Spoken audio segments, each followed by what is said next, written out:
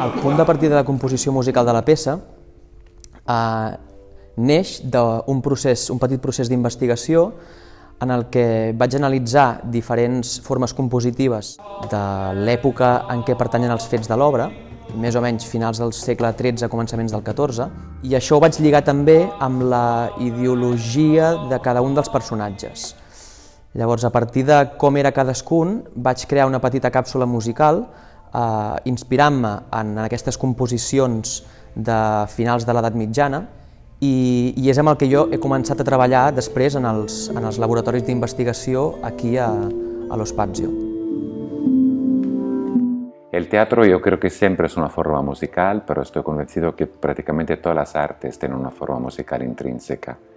En el teatro hay composición, hay ritmo, hay tiempos, hay sonidos, hay voces, hay volúmenes. Mi formación musical, conjuntamente a la teatral, deforma totalmente mi método de trabajo, con lo cual concibo el proceso de creación como la posibilidad de poder escribir partituras. Partituras para los intérpretes y estructuras para los diseñadores.